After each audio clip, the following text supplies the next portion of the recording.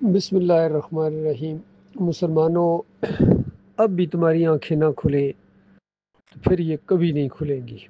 یہ نشانیاں ہیں اللہ تعالیٰ کی زلزلے کی شکل میں، بارشیں، طوفان، سیلاب، دھماکے، جنگیں، مہنگائی، تمہارا آپس میں ایک دوسرے کو مارنا، نفرتیں، یہ اس شرک کی وجہ سے ہے۔ ورنہ اسلام کے اندر تو بھائی چارہ ہے، آپس میں بھائی بھائی ہوتے ہیں، جو کلمے کی بنیاد کے اوپر، ایمان کی بنیاد کے اوپر آپس میں ایک دوسرے سے محبت کریں، مومن بھائی جس طرح کہا جاتا ہے۔ اب مومن بھائی کے مقابلے میں یہ اصطلاح نکالی ہے شیطان نے، یہ ہمارے پیر بھائی ہیں جی۔ یعنی جس پیر کے ہم غلام ہیں اس پیر کا یہ بھی غلام ہے، جس مولوی کی وہ پنڈلیاں دباتے ہیں اسی مولوی کی وہ بھی پنڈلیاں دباتے ہیں، جس دربار کے اوپر وہ حاضری دیتے ہیں اس دربار کے اوپر وہ بھی حاضری دیتا ہے۔ تو یہ آپس میں پیر بھائی ہیں جی، ان کی محبت شرک کی وجہ سے ہے۔ تو کل اسی محبت کی وجہ سے، یہ جو آپس میں ان کی محبت ہے، شرک کی وجہ سے یہ ایک دوسرے کے اوپر لعنتیں بھیجیں گے، پیر مریدوں کے اوپر، مرید پیروں کے اوپر، ووٹر اپنے سیاسی لیڈروں کے اوپر، شاگرد اپنے استادوں کے اوپر، مقتدی اپنے اماموں کے اوپر، مولویوں کے اوپر، صوفیوں کے اوپر، جوان اپنے افسروں کے اوپر، کیونکہ اسی بنیاد کے اوپر ان کی آپس میں تعلقات ہوئے تھے، شرکیہ سسٹم کی وجہ سے۔ اور جو اللہ کے بندے ہوں گے وہ جنتوں میں ہوں گے، آپس میں ان کی محبتیں ہوں گی اللہ کی وجہ سے۔ تو یہ دیکھیے، یہ ایک پوسٹ کسی نے بنائی ہے اور اس پر کچھ انہوں نے تبصرے بھی کیے ہیں۔ یہ سلطان بہو کا دربار ہے جی، کہتے ہیں خطرے میں، اور سامنے بڑے بڑے سینڈ کے وہ جو بیگ ہوتے ہیں وہ رکھے ہوئے ہیں تاکہ سیلاب کا پانی جو ہے نا وہ اندر نہ آئے، اور عوام اس مزار کو بچانے کے لیے نکل آئی ہے۔ اور اس کے اوپر دروازہ اندازہ لگائیے اس کے اوپر کتنی شرکیاں پکاریں لگی ہوئی ہیں۔ ایک طرف یا اللہ، اس کے مقابلے میں یا رسول اللہ، اور پھر بیچ میں یا علی، یا حسن، یا حسین، یا فاطمہ، اور نیچے بیچ میں یا غوث الاعظم، اندازہ لگائیے۔ یعنی مشرک کسی ایک جگہ ٹھہرتا ہی نہیں ہے، وہ ہر جگہ ہاتھ مارتا ہے، اس لیے تو مشرک کہلاتا ہے۔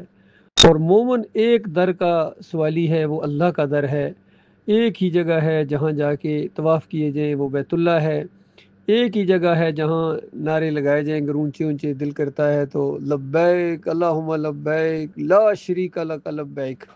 اب یہ مشرک جو ہیں اس کے مقابلے میں یہ نعرے لگاتے ہیں یہاں اس مزار کے اوپر بھی، حق بہو، بے شک بہو، یا بری کر کھری، یا معی الدین چشتی پر لگا دے کشتی، یا علی اجویری گنج بخش۔ اندازہ لیں مشرک کا دماغ کام کرتا ہے، یہ گنج کہاں سے بخشے گا؟ کچھ ہو تو وہ تمہیں دے نا، وہاں تو دھکے ہی ملیں گے اور ذلت اور خواری ملے گی۔ ہاں گند بخش اگر کہو تو پھر بالکل مناسب ہے، اس نے بڑا گند بخشا ہے کشف المحجوب کے اندر۔ شرکیہ واقعات کے علاوہ داؤد علیہ السلام اور سلمان علیہ السلام اور محمد صلی اللہ علیہ وآلہ وسلم کے اوپر اس ظالم صوفی نے، علی جویری جس کو کہتے ہیں، اس نے وہ الزام لگائے ہیں جو رشدی بھی نہ لگا سکا، جو بڑے سے بڑا گستاخ رسول نہ لگا سکا، وہ اس ظالم نے سو و سکر کے عنوان سے لگائے ہیں۔ پڑھو، کتاب پڑھو پھر پتہ چلے نا۔ اکثریت پڑھتی نہیں ہے، اور جنہوں نے پڑھی ہے انہوں نے بھی عقیدت کے ساتھ پڑھی ہے، پڑھنے کے بعد بڑی تعریفیں کی۔ مفتی نعیم نے جب اس کا ترجمہ کیا جماعت اسلامی کا، تو اس نے کہا کہ مودودی صاحب سے میں نے اس کتاب کی بڑی تعریفیں سنی ہیں۔ اسی کتاب کی ڈاکٹر اسرار تعریفیں کرتے ہیں، طارق جمیل کرتے ہیں، طاہر القادری کرتے ہیں، تقی عثمانی کرتا ہے، سارے اسی کی تعریفوں میں لگے ہوئے ہیں۔ اور علی انجینئر کچھ نشاندہی کرتے ہیں، لیکن ساتھ ہی پھر کہ یہ پتہ نہیں کسی اور نے ملا دی ہوں یا اس نے زن رکھا جائے، پھر ان کو رحمت اللہ علیہ بھی کہتے ہیں، پھر کفر و شرک کرنے والوں کے پیچھے کہتے ہیں میں نمازیں پڑھتا ہوں، چندے دیتا ہوں۔ کچھ چندے دیتے بھی ہیں اور دین سے کماتے بھی ہیں۔ یہ ہے ان کا شرک کے ساتھ ایسا ان کا لگاؤ ہے۔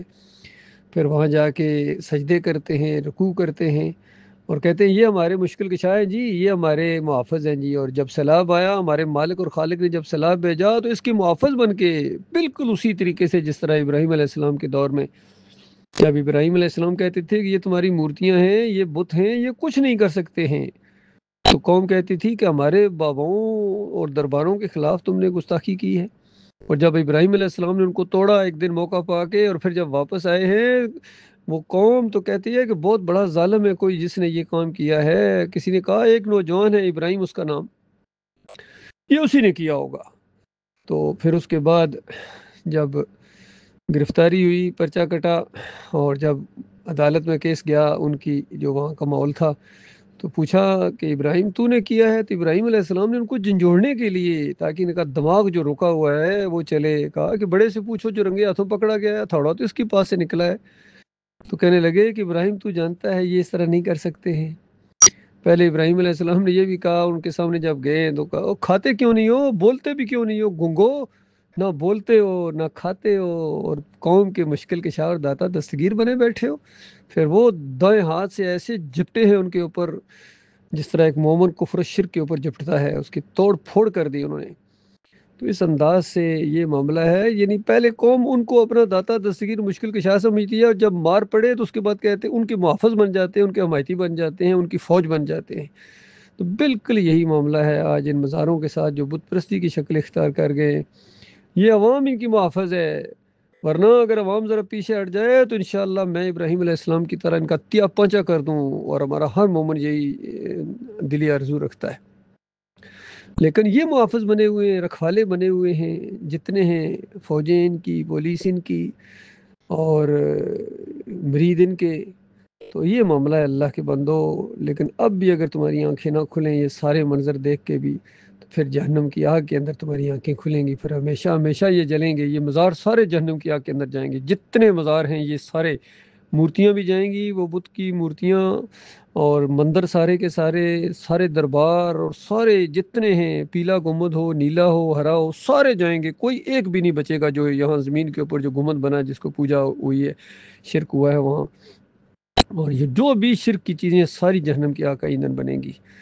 یہ معاملہ ہونے والا ہے اللہ کے بندو. بچیں گے وہ جو صحیح راستے پر، سیدھے راستے پر، انبیاء کے راستے پر، رسولوں کے راستے پر، ایمان کے راستے پر، اسلام کے راستے پر. یہ بچیں گے. یہ نجات کا راستہ ہے، یہ فلاح کا راستہ ہے. مانو گے اپنا بھلا کرو گے، نہیں مانو گے تو یاد رکھنا جہنم تمہارا انتظار کر رہی ہے.